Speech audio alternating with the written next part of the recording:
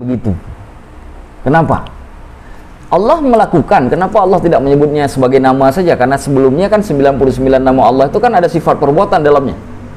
Kenapa ketika Allah melakukan sesuatu, berbuat sesuatu tidak disebutkan namanya? Nah, dalam bab ini kita jawab, karena nama Allah sifatnya tauqifi, tidak boleh dikarang-karang. Kalau kita karang-karang, maka kita berarti mengenal Allah melebihi apa yang Allah berikan ke kita. Tidak mungkin makhluk mengenal Allah seperti Allah mengenal zatnya sendiri. Kalau kita mengatakan mengetahui Allah dengan apa-apa yang tidak Allah berikan kepada kita, maka sama artinya kita sudah menempatkan diri kita setingkat dengan Allah. Murtad nggak? Salah nggak? Salah. Maka dalam bab ini kita katakan, karena Allah tidak menyebutkan bahwa itu nama bagi Allah, hanya menyebutkan perbuatannya saja, maka kita tidak katakan itu sebagai nama, hanya kita katakan itu adalah perbuatan Allah. Dan kita tidak bisa melampaui batasan itu karena kita tidak punya ilmu tentang hal tersebut. Kalau kita melampaui batasan itu, maka kita telah meletakkan diri kita setingkat dengan Allah.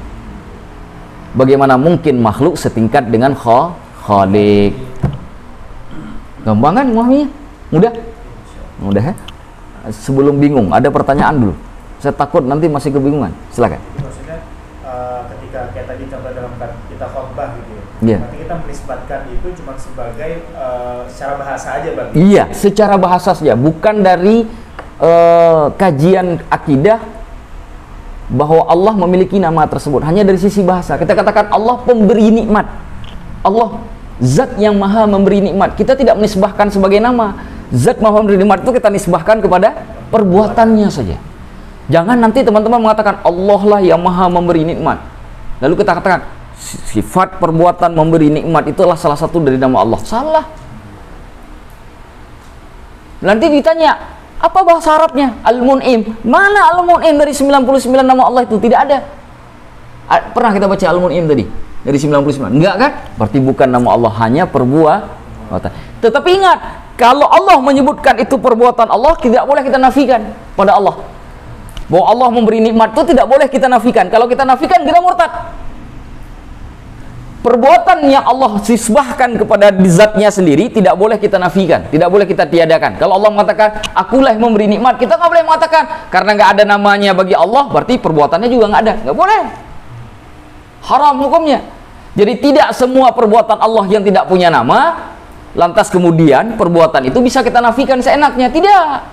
Setiap perbuatan Allah meskipun tidak ada namanya, karena Allah yang menisbahkan untuk diri zatnya sendiri, maka kita wajib juga menisbahkannya kepada Allah. Hanya saja kita tidak menyebutkan itu nama Allah, karena kita tidak punya dalil. Allah tidak pernah memberitahukan kita, Rasulullah tidak pernah menyampaikan ke kita bahwa sifat perbuatan atau perbuatan Allah tadi mengandung nama dari nama-nama Allah yang kita sebut dengan Al-Asma'ul Husna.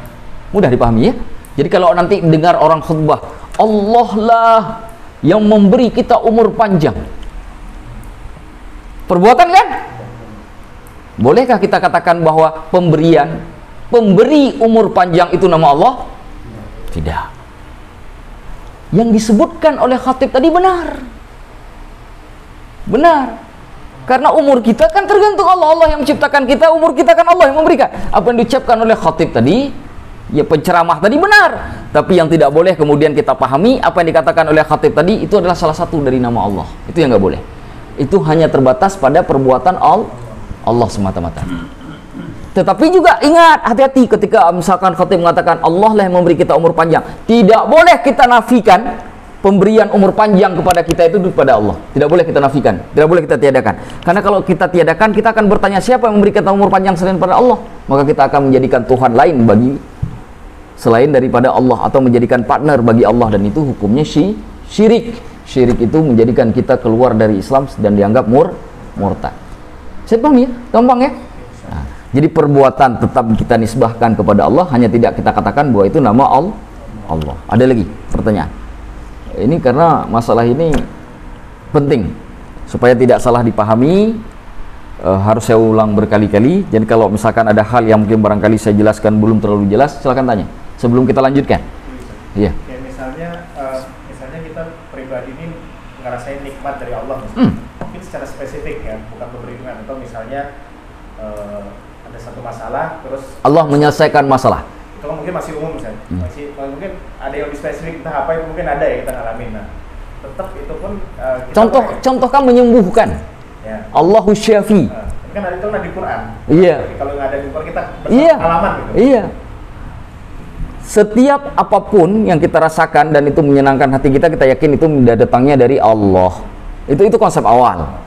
Tetapi konsep awal itu tidak boleh semuanya dinisbahkan ke Asmaul Husna, karena perbuatan-perbuatan Allah itu tidak semuanya berbentuk Asmaul Husna. Ada yang berbentuk Asmaul Husna dan juga perbuatan, ada yang berbentuk perbuatan saja tidak menjadi Asmaul Husna. Kan kaedahnya tadi, tidak boleh kita menjadikan Asmaul Husna Allah dari setiap perbuatan Allah, kecuali yang sudah Allah nisbahkan kepada zatnya sendiri.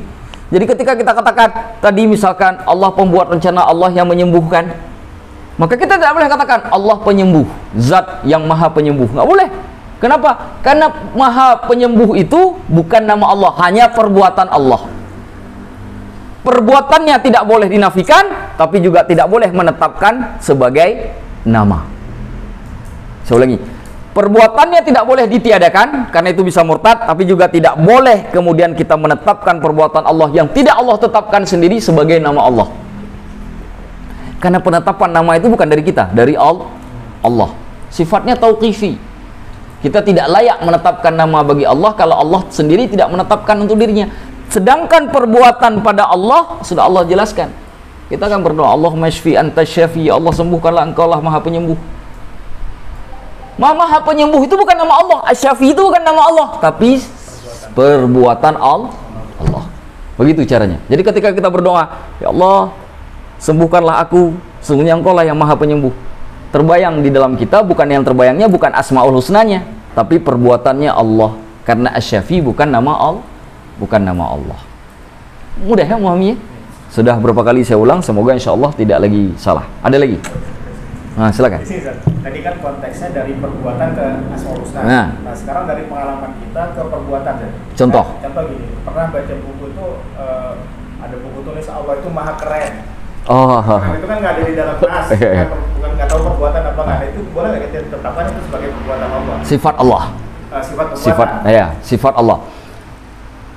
Keren itu kan bahasa kita, bahasa anak muda. Kalau bahasa spesifiknya itu innallaha jamil. Sesungguhnya Allah itu maha indah.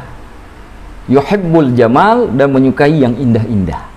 Allah tuh suka yang indah-indah karena Allah itu indah. Tapi indah itu sendiri kan itu sifat Allah. Apakah itu adalah nama Allah?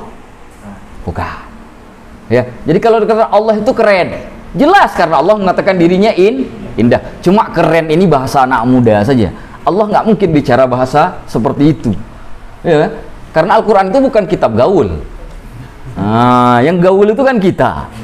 Begitu kan? Cuma orang kita sekarang karena mungkin dakwahnya ke anak muda, mungkin menggunakan bahasa-bahasa yang mudah dipahami oleh anak muda. Kalau ngomong ke orang tua kan nggak mungkin ngomong keren. Kita pasti ngomong Allah itu maha indah. Orang tua lebih nancep di hatinya kalau kita ngomong indah. Tapi kalau anak muda kalau ngomong indah tuh kayak biasa. Enaknya dia ngomongin Allah itu dahsyat, kerennya subhanallah, luar biasa. Karena anak muda begitu bahasanya. Sebenarnya dimaksud itu adalah maha indah. Kesana itu maksudnya.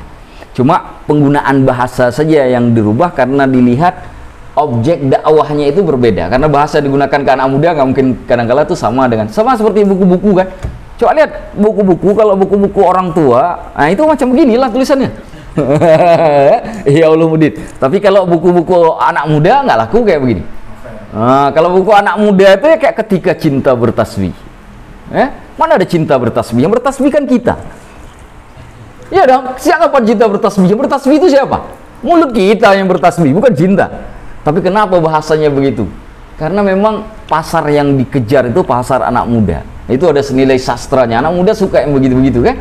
Maka ketika dikatakan Allah keren, maksudnya adalah Allah maha indah. Nah, karena lebih mudah ditangkap oleh anak muda kalau dikatakan kata keren. Nah, kalau umur saya kan udah biasa itu. Ya, bisa kira-kira mudah dipahami ya? Alhamdulillah. Ada lagi sebelum kita lanjut, karena saya nggak mau ini rusak nanti. Karena ini juga masuk bab akidah. Ini masuk bab akidah. Jadi jangan sampai kita kebolak-balik salah memahami. Karena ini mengenal zat Allah. Ini sebenarnya kita sedang belajar tentang zat Allah.